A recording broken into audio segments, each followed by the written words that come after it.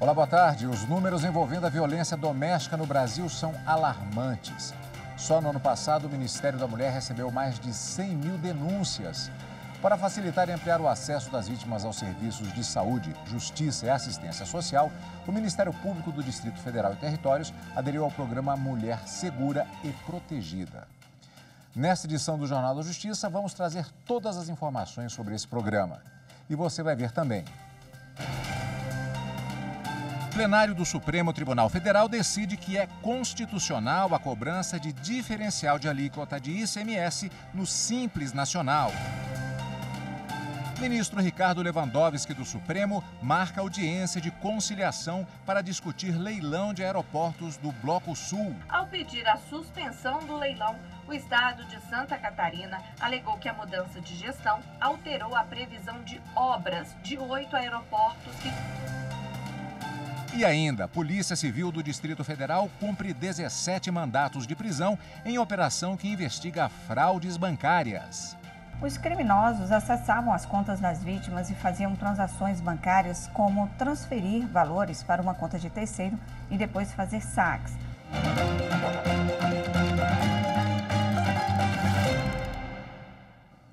O plenário do Supremo Tribunal Federal deve julgar hoje embargos de declaração da Advocacia Geral da União, que pede a chamada modulação de efeitos na decisão que considerou inconstitucional a inclusão do ICMS na base de cálculo do PIS e da COFINS.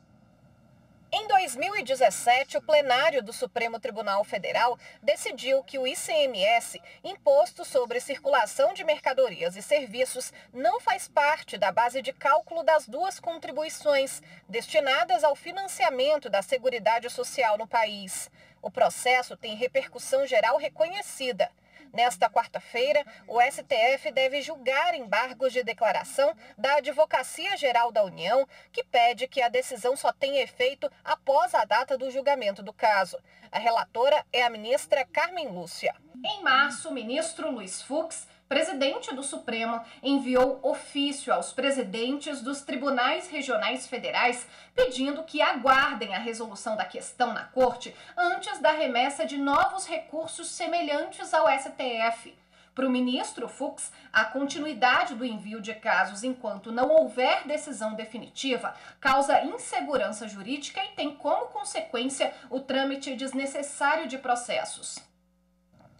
O plenário do Supremo Tribunal Federal, chamado plenário virtual, por maioria de votos, decidiu que é constitucional a cobrança de diferencial de alíquota de ICMS no Simples Nacional. Quem explica essa decisão para a gente é a consultora jurídica da TV Justiça, Gisele Reis. O caso concreto envolveu o tratamento tributário que é dado pelo Fisco do Estado do Rio Grande do Sul nas operações interestaduais de aquisição de mercadorias. O ponto central é a antecipação da diferença de ICMS por sociedade empresária que é optante pelo Simples Nacional em relação a mercadorias de outras unidades da federação. O Tribunal de Justiça do Estado do Rio Grande do Sul entendeu pela constitucionalidade das leis gaúchas. A legislação estabelece que essas empresas, elas têm de pagar a diferença do ICMS relativo à alíquota interestadual e à alíquota interna do Estado nas entradas de mercadorias ou bens que são oriundos de outros estados. O tratamento diferenciado que é dado aos micro e pequenos empreendimentos optantes do Simples e que inclusive é sensivelmente mais favorável, não dispensa a empresa dessa obrigação tributária. O diferencial de alíquota consiste no recolhimento pelo estado de destino da diferença entre a alíquota interestadual, que normalmente é menor, e a alíquota interna, normalmente maior, para equilibrar a partilha do ICMS nas operações entre dois estados. O diferencial ele é a complementação do valor do ICMS devido na operação para garantir ao estado de destino a parcela que lhe cabe na partilha do ICMS sobre operações interestaduais. Os ministros do STF mantiveram o entendimento do Tribunal de Justiça Gaúcho e fixaram a tese pela constitucionalidade da imposição tributária de diferencial de alíquota do ICMS pelo estado de destino na entrada de mercadorias em seu território, devido por sociedades empresárias que são aderentes ao Simples Nacional, independentemente da posição da empresa na cadeia produtiva ou da possibilidade de compensação dos créditos. O ministro do Supremo Tribunal Federal, Ricardo Lewandowski, marcou audiência de conciliação para discutir leilão de aeroportos do Bloco Sul. A decisão foi tomada depois que o estado de Santa Catarina pediu ao STF que suspendesse o leilão que ocorreu no mês passado. Na decisão, o ministro do STF, Ricardo Lewandowski, afirmou que o governo de Santa Catarina não demonstrou risco de lesão que justificasse a sustação do leilão e que a anulação do certame, realizado no dia 7 de abril, traria grave risco à segurança jurídica, contratual, além de prejudicar a imagem do Brasil perante investidores. Ele marcou a audiência de conciliação para 14 de junho.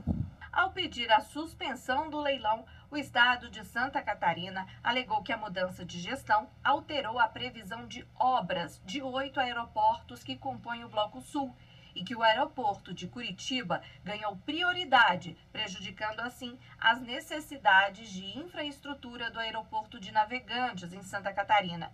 Medida que, segundo o governo catarinense, violaria os princípios constitucionais da igualdade e impessoalidade.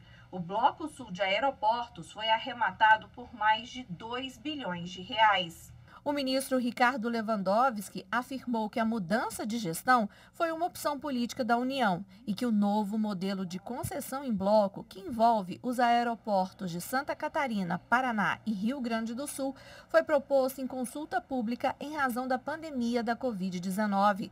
Lewandowski ressaltou ainda que o desempenho da atividade aeroportuária é uma competência privativa da União, a quem cabe legislar sobre o tema. Por isso, a regulação deve traduzir o interesse da União frente ao setor. Um dos órgãos que compõe o STJ, a primeira seção do Superior Tribunal de Justiça, decidiu que o Código Florestal define faixa não edificável, onde não se pode construir a partir de curso d'água em áreas urbanas. Em julgamento de recursos especiais repetitivos, a primeira seção do STJ, por unanimidade, firmou o entendimento de que o Código Florestal deve ser aplicado para delimitar também em áreas urbanas consolidadas a extensão da faixa às margens de curso d'água onde não são permitidas construções.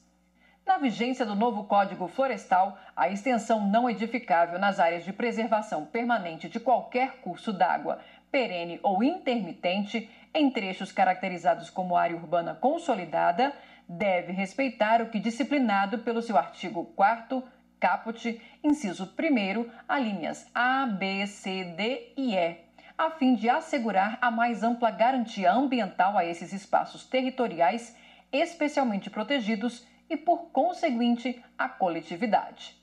Segundo o relator, ministro Benedito Gonçalves, a definição pela incidência do Código leva em consideração a melhor e mais eficaz proteção ao meio ambiente, como dispõe o artigo 225 da Constituição Federal, observando o princípio do desenvolvimento sustentável e as funções social e ecológica da propriedade. O ministro Benedito Gonçalves lembrou ainda que, antes da entrada em vigor do novo Código Florestal, o STJ pacificou a compreensão de que as normas do antigo Código é que deveriam disciplinar a largura mínima dessas faixas marginais em meio urbano e que deve-se, portanto, manter o entendimento da Corte de que não se pode tratar a disciplina das faixas marginais dos cursos de água em áreas urbanas somente pela visão do direito urbanístico. A Polícia Civil do Distrito Federal realizou hoje, com autorização da Justiça, a segunda fase da Operação Testa de Ferro, para combater organização criminosa especializada em fraudar transações bancárias na internet. No início da manhã, os policiais começaram a cumprir 35 mandados judiciais, sendo 18 de busca e apreensão e 17 de prisão preventiva no Distrito Federal e Goiás. Nas residências foram encontrados cartões de crédito, maquininhas de cartões, computadores, dinheiro e celulares. Em um dos locais, Havia dinheiro escondido no banheiro. Os criminosos acessavam as contas das vítimas e faziam transações bancárias, como transferir valores para uma conta de terceiro e depois fazer saques, o que dificultava a origem e localização do dinheiro. Na primeira fase da operação, em maio do ano passado, várias pessoas foram presas no Distrito Federal pelo mesmo esquema que causou um prejuízo de R$800 mil.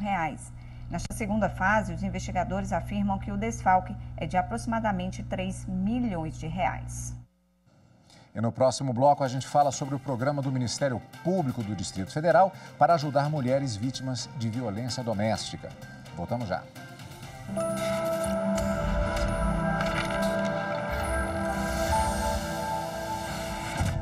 Certamente a nossa Constituição Federal ela é importantíssima para organizar a sociedade. Também é importante para estabelecer a relação entre os poderes executivo, legislativo e judiciário. E mais importante ainda, é estabelecer os direitos e deveres de cada cidadão. Temos nisso principalmente a essência do artigo 5º da Constituição, que traz ali os direitos fundamentais de cada um.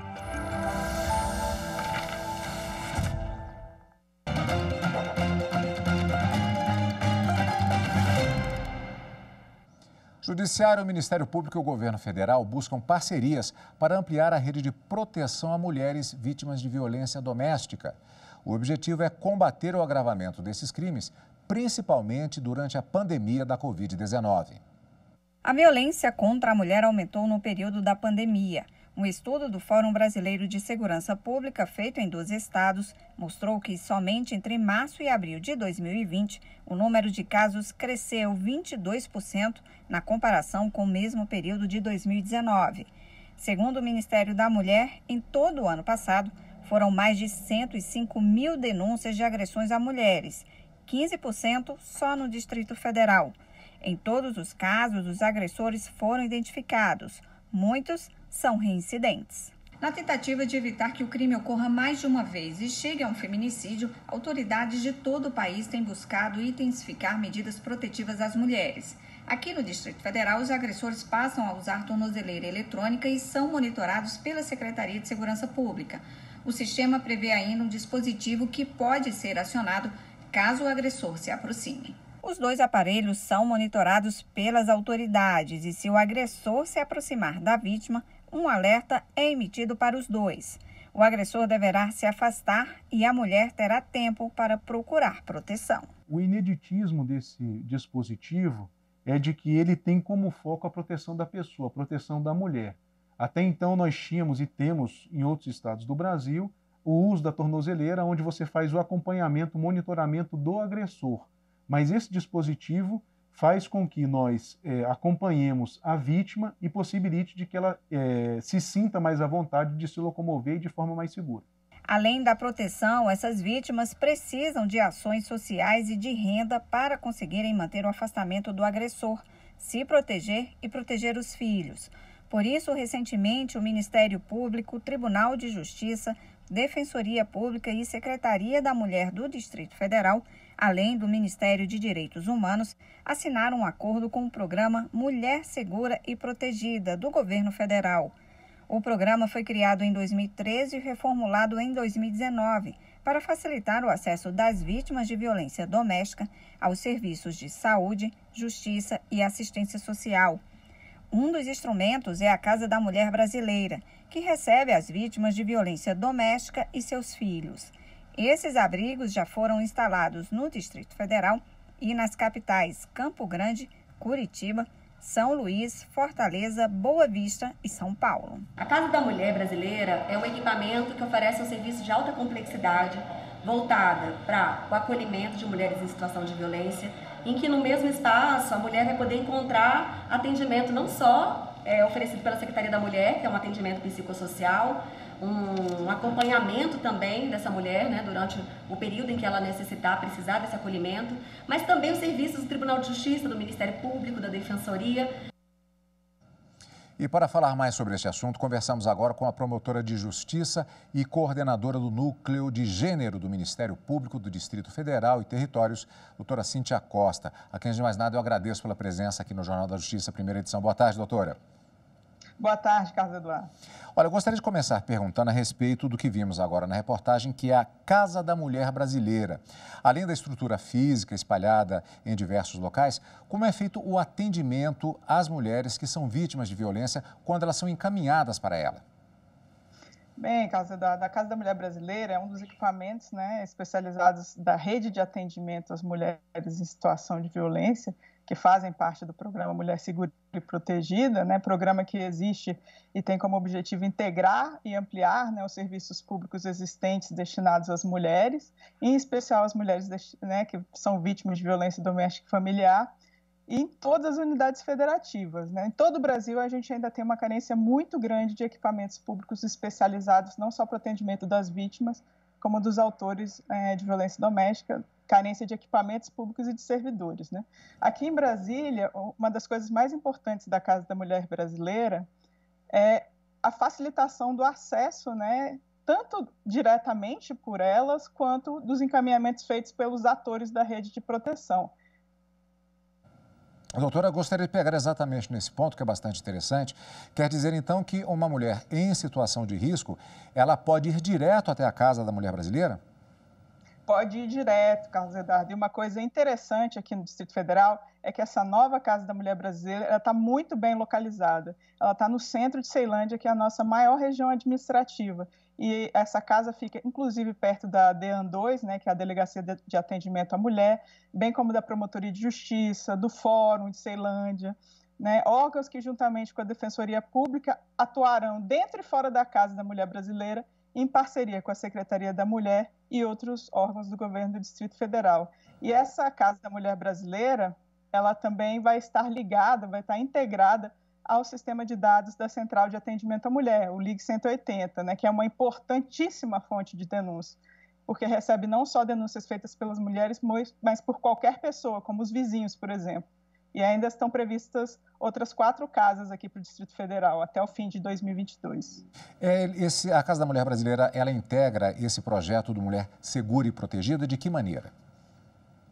Na verdade, esse é um projeto do governo federal, e aqui no Distrito Federal houve um convênio que trouxe essa possibilidade dessa criação dessas 5 casas, né, por enquanto 5 casas aqui no Distrito Federal. E a grande vantagem é que se trata de equipamento que faz, né, esse recebimento das mulheres e de seus filhos imediatamente.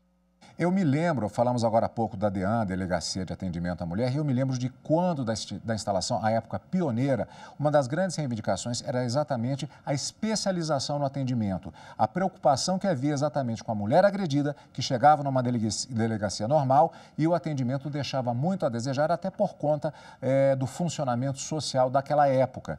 Isso mudou? Esse sistema de atendimento faz com que a mulher ela seja bem recepcionada numa situação de vulnerabilidade? Com certeza, Carlos Eduardo. Eu acho que uma das coisas mais importantes é essa sensibilidade às questões de gênero e essa capacitação dos atores, né, do sistema de justiça em geral, delegados, promotores, juízes. E o que a gente vê é que isso ainda, infelizmente, está muito concentrado nesse sistema voltado à proteção das mulheres vítimas de violência doméstica e familiar. Ainda falta um pouco dessa sensibilidade para outros atores de justiça, por exemplo, né, nas varas de família, muitas vezes. Então, esse atendimento especializado, tanto das delegacias, nas delegacias principalmente, porque é um dos primeiros locais que a mulher comparece para contar o que está acontecendo com ela, então esse atendimento especializado é fundamental para não revitimização e para que elas recebam um tratamento humanizado, de verdade. De citar exemplos, doutora. Então, por exemplo, uma amiga ou uma vizinha, até uma parente, me procura e eu faço assim, olha, você pode ir até a Casa da Mulher Brasileira. O que é que acontece? Ela já tem que apresentar uma denúncia, ela é encaminhada para fazer um boletim de ocorrência. Como é que funciona essa dinâmica? Primeiro, ela vai ser recebida por uma equipe psicossocial, Carlos Eduardo, né? A depender, inclusive, do estado que ela chega. Muitas mulheres chegam chorando. Então, ela vai receber um atendimento inicial. A partir dali, a Casa da Mulher Brasileira vai ver se é uma situação de crime, né? E se há um crime de violência doméstica, vai encaminhar para a delegacia ou para o Ministério Público. E se não há um crime, ainda assim pode haver um encaminhamento para a defensoria, no caso de ajuizamento de uma ação né, da vara de família, ou pode ser encaminhado para o Ministério Público para conseguir uma medida protetiva autonomamente, né, porque não necessariamente para que a mulher obtenha uma medida protetiva de urgência, isso precisa estar acompanhado de um processo criminal. Então, é uma recepção que traz uma série de possibilidades de encaminhamento para a rede, para fazer cursos de capacitação, enfim, essa é uma das grandes vantagens da Casa da Mulher Brasileira. Houve, evidentemente, a necessidade de uma adaptação em função da pandemia da Covid-19. O que é que foi feito? Isso é muito bom você perguntar, Carlos Alberto, porque a gente não só tem a possibilidade do atendimento presencial, como vários desses órgãos, inclusive o Ministério Público, vai trazer essa possibilidade do atendimento remoto, do atendimento virtual, também realizado, né, por servidores, por pessoas capacitadas, né, ouvirem essas mulheres e fazerem esse atendimento inicial da melhor forma possível. Doutora, muito obrigado pela sua participação. Na verdade, eu faço aqui o testemunho justamente de ter acompanhado ao longo dos anos, desde a instalação da primeira Delegacia da Mulher. Eu era vizinho, inclusive, ali na Asa Sul, aqui de Brasília, a instalação dessa delegacia, acompanhei o atendimento especializado e essa evolução que tem que ser apresentada. Mas ainda falta muito a percorrer esse caminho. Eu desejo boa sorte exatamente na continuidade desse tipo de atendimento extremamente importante. Muito obrigado, doutora. Eu que agradeço. E veja a seguir, exposição virtual leva o internauta a conhecer uma parte importante da história da Justiça Militar. Nós voltamos em instantes.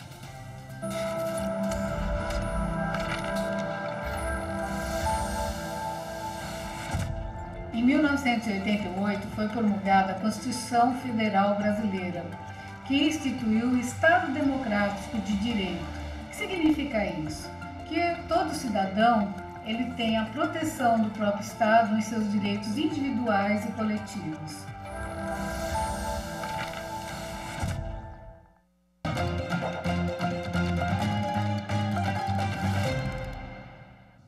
O Tribunal Superior Eleitoral lançou 2 pesquisas sobre os portais da Justiça Eleitoral. O objetivo é coletar colaborações para aprimorar os sites do TSE e dos 27 tribunais regionais eleitorais. São 2 formulários, o primeiro voltado ao público geral e o segundo exclusivo para pessoas com deficiência. Nas 2 pesquisas, perguntas sobre a navegabilidade das páginas, a disposição das informações mais relevantes e as dificuldades para acessar conteúdos e serviços disponibilizados pelo TSE e pelos TRS. Hoje é o último dia para enviar as contribuições. E o plenário do TSE, por maioria, manteve o registro de Walter Rodrigo da Silva, eleito prefeito da cidade de Queiroz, em São Paulo, no ano passado. Ele era acusado de estar inelegível porque teve as contas públicas rejeitadas em um mandato anterior da prefeitura. O município deixou de arrecadar, nesse ano, 2,5 milhões. Qual foi o déficit? O déficit foi de 600 mil reais. Veja, mesmo deixando de arrecadar 2,5 milhões, o déficit foi de 600 mil reais. A tentativa, e aqui nós nem precisaríamos entrar em detalhes, mas só os números mostram que houve, obviamente, uma tentativa, no mínimo, uma tentativa de equilibrar as contas. Você perde 2,5 milhões e mesmo assim consegue terminar com menos 600 mil, que logo reverte no ano seguinte, no mínimo, a meu ver, com todo respeito às posições em contrário, não pode caracterizar ato doloso de improbidade administrativa. O prefeito não gastou mais do que o previsto. A sessão desta terça-feira foi a primeira do ministro Carlos Horbach como membro efetivo do plenário do TSE. O magistrado assumiu a vaga deixada por Tarcísio Vieira de Carvalho Neto. E o Superior Tribunal Militar lançou a exposição virtual Um Século das Circunscrições Judiciárias Militares e convida você a conhecer um pouco mais da história dessa justiça especializada. É assim, por meio de uma linha do tempo, que é possível conhecer um pouco mais sobre a história da Justiça Militar da União. um trabalho de curadoria realizada pela comissão organizadora do centenário da primeira instância da JMU, selecionou as leis que contam a trajetória das auditorias, com fotografias e vídeos. É por meio da história que uma sociedade se define, e relembrar a história é tão importante como a tomada de decisões no presente. A exposição virtual faz parte da comemoração dos 100 anos das circunscrições judiciárias militares, onde você pode se aprofundar na história dessa justiça especializada. Na exposição, você tem acesso à legislação histórica da Justiça Militar da União a partir de 1920, quando foram criadas as circunscrições judiciárias militares, as CJMs. Elas foram responsáveis pela modernização da estrutura judicial militar brasileira. Na exposição, também é possível conhecer como funcionam os julgamentos na primeira instância, ter acesso a processos históricos e deixar o seu comentário no livro de visitantes. A exposição virtual encontra-se disponível no portal do Superior Tribunal Militar, no seguinte endereço: stm.jus.br. E o Jornal da Justiça fica por aqui. Obrigado pela companhia e eu continuo com vocês daqui a pouco, às 2 horas da tarde, no Direto do Plenário. Obrigado pela companhia e até lá.